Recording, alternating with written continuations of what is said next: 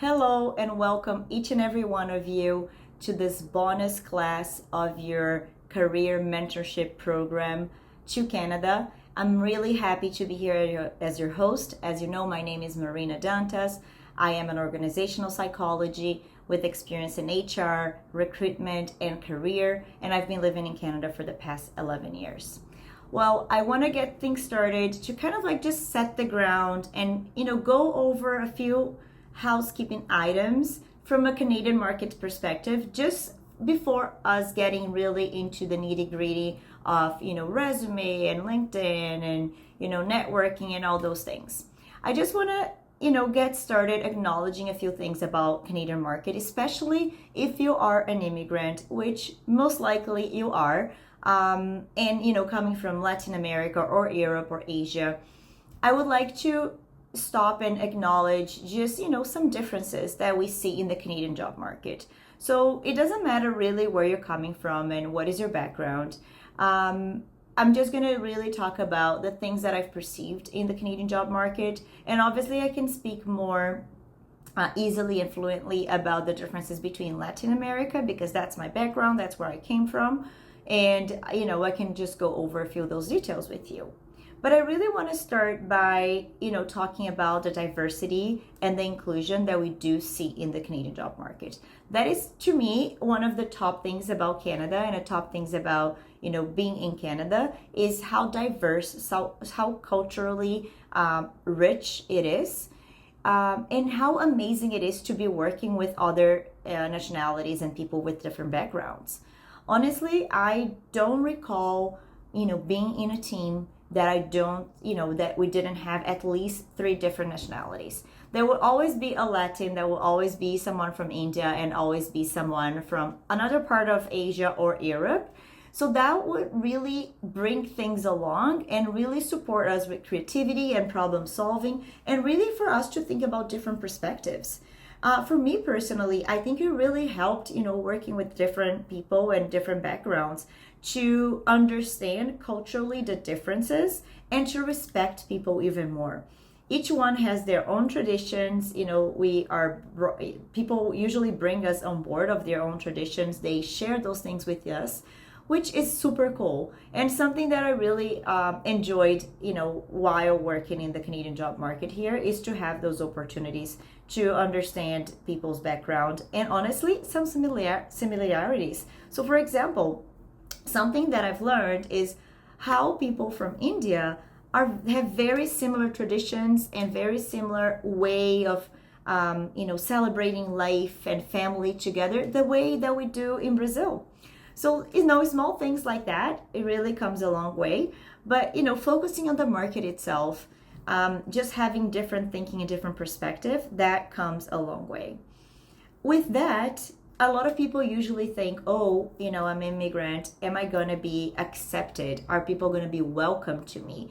You probably heard, if you're Canada or if you're coming to Canada, you've probably did a lot of research and Canadians can be super nice and it's a very welcoming environment.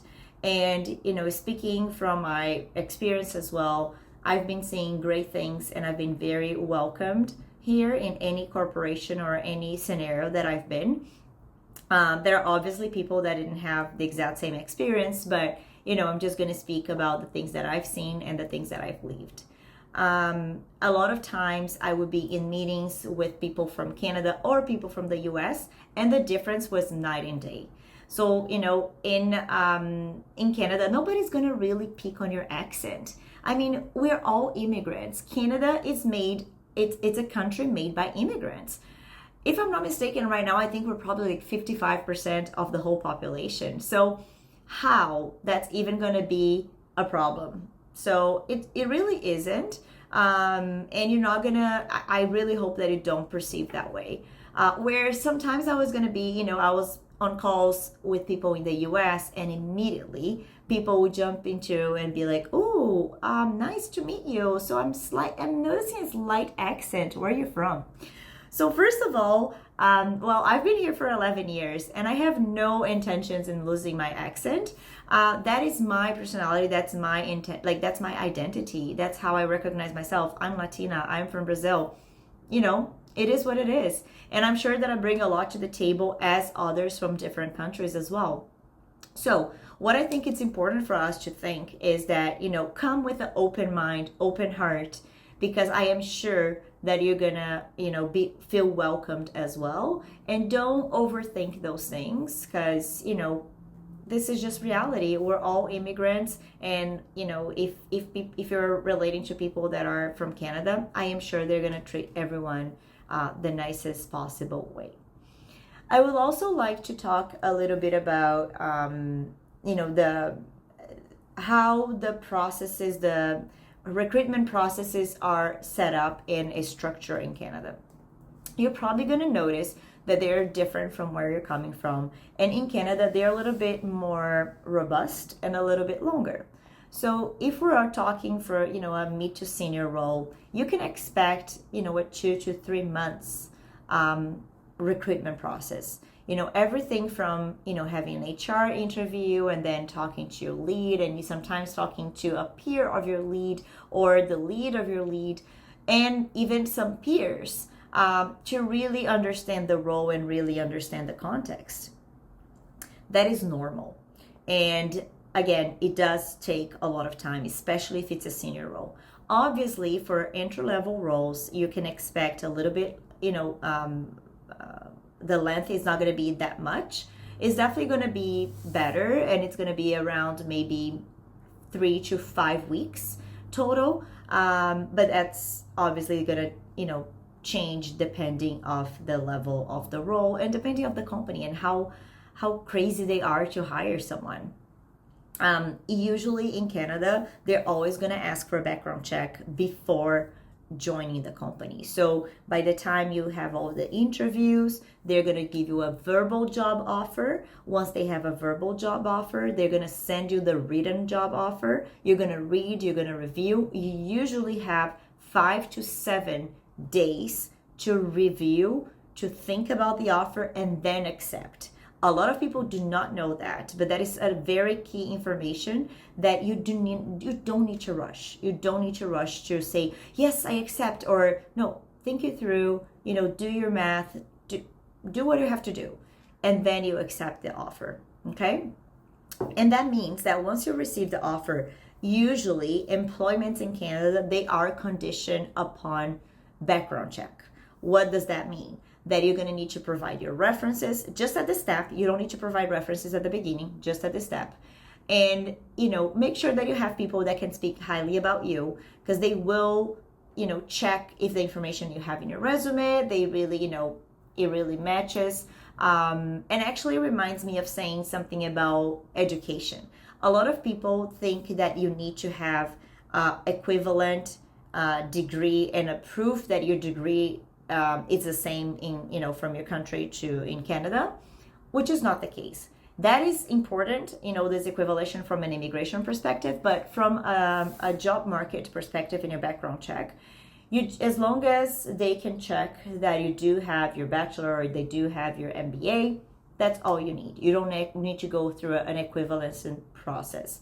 Obviously, if you have a certified or a registered type of professional, so for example, engineers, for example, lawyers, psychologists, these professions, for example, you do need to do a different course and go through an accreditation in Canada in order to work as a lawyer, in order to work as a psychologist. That is a completely different story. We're going to talk about that later. But as of now, I just want you to know that you don't need to, if you just have let's say a business administration diploma, you don't need to really go through equivalence process to put that in your resume. Okay. Speaking of resumes, how far back do we actually go? So in Canada, they are supposed to be simple, straight to the point. You don't need, pictures, not at all, or personal details, like if you're married, if you how many years you have, like all those things. You don't put those things in Canada. The most important thing is that you have relevant information from at least your last 10 years. Well, Marina, I have 20 years of experience. How am I going to summarize that? We're going to put whatever is relevant and for the role that you're applying. But we're not going to go through the things that you did 17 or 20 years ago because things changed. Life happened. And it's likely that the things that you've done 17 years ago, they're not as relevant right now.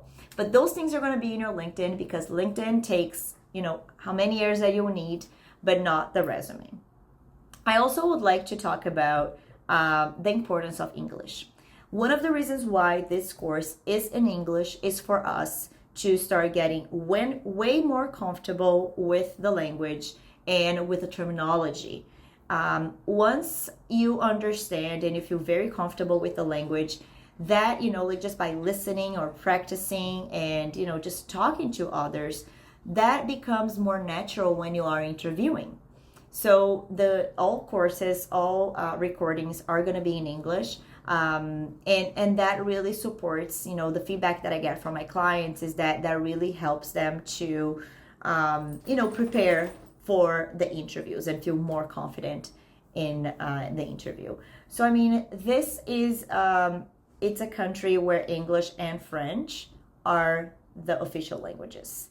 So either you do have to speak English or French in order for you to have, a qualified, great opportunity in Canada. If you are, still working in your English, that's fine. We all started from somewhere, right?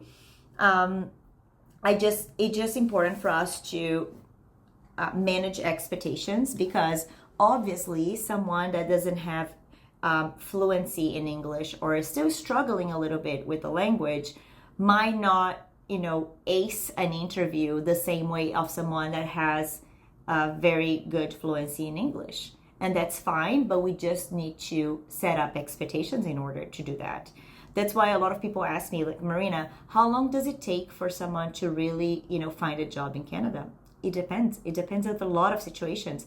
Obviously, your background, your experience, but your English is as well, right? So the more that you know, the more comfortable you are, better your chances. If you are nervous in interviewing, that's not a problem. We're going to have sessions specifically to tackle those things and to practice. We're going to develop that skill. But having the English knowledge, it's a key, or French, right? It's a key important item for us to think about the Canadian job market. Another very important thing for the Canadian job market, especially as you transition here. So when I say job transition or career transition, there can be several situations, right? It could be that you're just a newcomer, just arrived in Canada right now, and you need to transition and get a first job in Canada. It could be that you've been here for a year already, but you were studying or you're supporting your family, and only now, or you're practicing your English, and only now you're ready to join the job market. It could be that, you had a mat leave and now you're ready to go back and you kind of like want to go back to something that you did back home. So there could be several situations. It could be that you wanted a promotion. What I'm saying is that every time that I speak about career transition, that's, all these situations are included. And when we think about career transition, we're thinking of transferable skills. A lot of those times we do have to be very clear about what are your transferable skills, how familiar you are, the knowledge that you have about yourself to be able to use those transferable skills to the next role that you're applying to. So I have an example of a client that she is a chef. She works, in the kitchen, just, running and a lot of like multitasking. It's a hectic environment. She has to work under a lot of pressure. We've used all these transferable skills, so organization, multitasking, working under pressure, to show that she can really do well in an administrative setting. So that's her goal now. She wants to move to a admin type of role. So, don't we need someone that has organization? Don't we need someone that can multitask, that can work well under pressure in an administrative setting? So you see how those examples of how those skills can, like from one industry to other industry, can be relatable. That's what we call transferable skills. And I'm going to talk a lot about that, but I just wanted to kind of like, bring it to our first conversation as well for us to be very familiar with the term. And that is very important as well, especially if there is a lack of experience. So again, to this example that I just provided, this client doesn't really have an experience at working in an administrative assistant setting, which means that we're going to use the transferable skills to bridge that gap, to really support her to be seen and perceived as someone that can do well in this new setting. So we're going to talk a lot about that as well. Not to worry, but again, just wanted to bring this out there for us. Other questions that I do get. Another question that I do get a lot, especially from a LinkedIn perspective on a resume, people often think that their resume needs to be perfect in terms of the timelines. So if you left the last company on March 2024, you need to have the next company starting in April 2024. That's not how life works, guys. Obviously, sometimes you did leave a company to go to another one. So yes, the timing will be just perfect, but you don't need to worry too much about those, breaks. Let's say that you got laid off in the pandemic and it took you 4 months to find another role. That's okay. People are not going to be paying too much attention to those things. Unless it's a huge gap or unless there's like several of gaps in your resume, that's when people are going to start, red flag. But I don't want you to worry about that. And on LinkedIn especially, there's a way for us to tell that story and show the career breaks that you took. Maybe it was a mat leave, maybe it was a sick leave, maybe you were, moving to Canada and you're getting settled, maybe you were studying. There are a bunch, maybe you were caring for a family member. A lot of stories comes to mind, which again, it helps that we are in Canada because Canadians are very they're people oriented and they're very family oriented too. So that really helps from a point of view of being able to tell your story with the whole truth and not really to, needing to make up things here and there. The Canadian job market, the type of culture that we see here is that type of culture where people are valued, family is valued. So people will leave at 3 p.m. if they have a school play of their kids and they really want to watch it. That's fine. As long as you have your work done, it's all good. Another example that I see very often, and it usually blows our minds, especially coming from Latin America. In Latin America, we would have to, and I'm talking specifically about Brazil, we would have to, talk to our manager a month or weeks in advance if we have a dentist appointment. I mean, everybody has to go to the dentist. That's not a huge problem, And in Canada, you have a dentist appointment, you book it, and then you just let them know. So you don't need to check in with your lead about that. Unless you have a very micromanager, someone that really micromanages you really don't need to do that. That's not the culture that we see in Canada. The culture in Canada, it's very, it's work-oriented, but very laid back. People understand that you have a life. People understand that personal life comes before work life. And that's totally fine. And that's something that I do appreciate a lot about Canada. Lastly, I just want to talk about, from my experience in HR and recruiting, two things that I've learned was one, the candidate experience and how important that is, and also the ATS. ATS stands for Applicant Tracking System, which is the system that recruiters use in order to process candidates in the job market. So what I would like to talk about those two things is, first of all, I would apologize already in advance because you might not have the best candidate experience right now. We are in a situation economically, and now it's November 2024, where the competition is super high. Recruiters are working on 100 roles at a time. And unfortunately, they're not giving all the attention candidates need. So, whereas in the past, candidate experience was top notch, recruiters would treat candidates really well, they would be very responsive. Nowadays, we're not really seeing that. I do hope that this changes, But I just want to put this out there. And if you do experience something like that, understand that this is not personal. That's something that is happening across the board. But let's talk about it, because there are ways that we can prevent and we can make your candidate experience a little bit more enjoyable. Okay. A second of all is the ATS, which is the applicant tracking system. So that is the system. We're going to talk more about that in a specific class, but that's the system we really need to pay attention to, because we need to understand the background of the system, like how it works, what is the algorithm, how it reads the information, in order for us to have your resume or your cover letter in the best possible way to go through ATS. So we're going to talk more about that, but I just wanted to, again, bring this up to you. And I'm really excited about the next class. I hope you enjoyed this, initial part and just kind of like getting used to the Canadian job market. If you do have questions, you know how to reach me. And on to the next class.